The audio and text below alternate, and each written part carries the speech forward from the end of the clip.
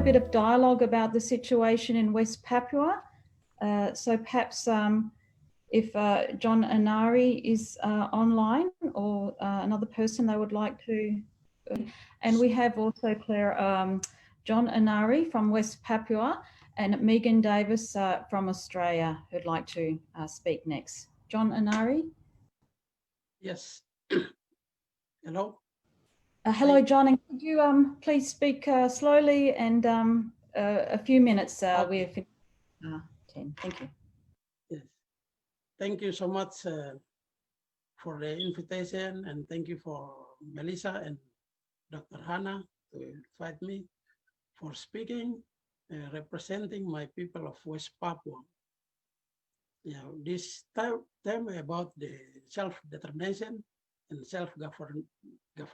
Yeah, I just want to discuss about the preparations for according to the United Nations Charter Article 73, must granted independence for all non-self-governing territory, including West Papua, or they call Netherlands New Guinea before. And West Papua have established by United Nations General Assembly Resolution 448 on the 5th session in 1950. And then the process continued by Dutch and United Nations. But the mining make the process of self-government of the West Papua fail because of the mining of Freeport. So I want to show the UN resolutions 448 that set up West Papua. I don't know how to show this. Maybe you can see or not. Forget it. I will send later. Yeah, and then the process of self-government or independent of West Papua. The process since 1945, when the UN established, until 1959, the Freeport, they lose their mining in Cuba. So they move to another locations. And then the Freeport, the director of Freeport, Forbes Wilson in Indonesia, they tried to cooperation with the Dutch Dutch company, Dutch mining company in Indonesia too. Its name is Dutch Borneo mine, East Borneo company, and then they joined, and then the exploration in West New Guinea or West Papua in 1960, and then finally the process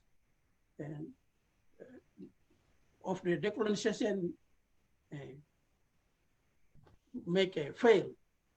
So after John F. Kennedy as the president of the United States, and then they pushed that to transfer the administration to Indonesia in 1962, and then, but Indonesia, they lied the United States, and then finally CIA prepared a black operation.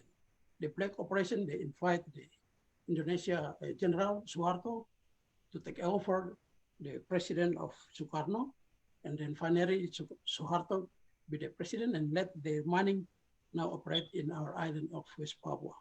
Now they call it Freeport mining. So in 1950, Dutch and Indonesia preparing the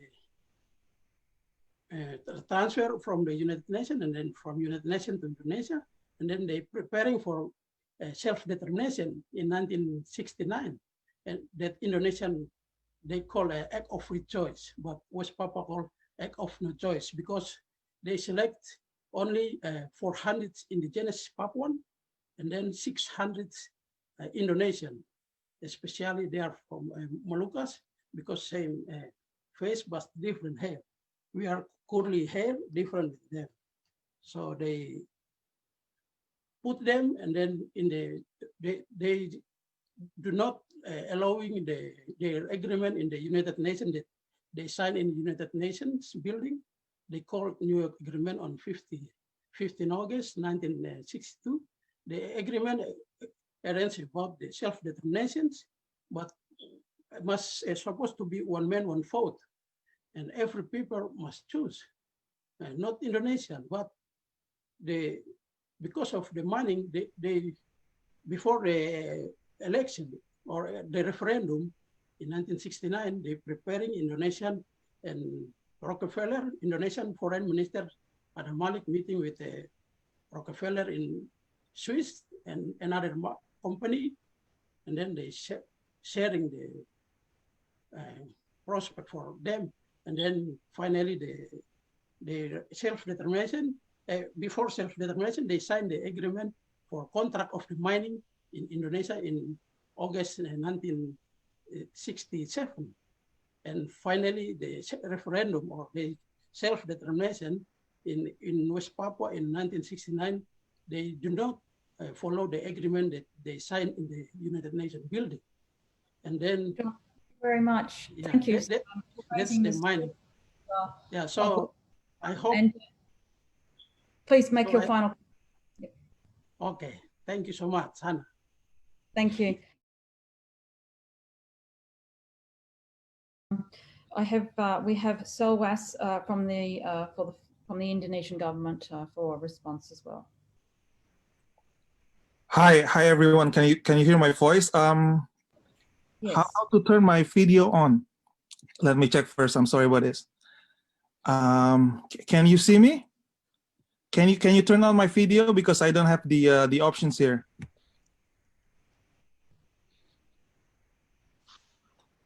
Oh, okay, wonderful.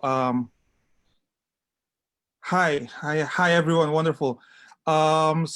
Basically, thank you so much for the opportunity given to me. I think I should appreciate this because as it is advertised in the webpage of the UNPFII, it is a dialogue between member states, the NGOs, as well as indigenous people themselves. So I really appreciate and treasure the opportunity to make a brief comment.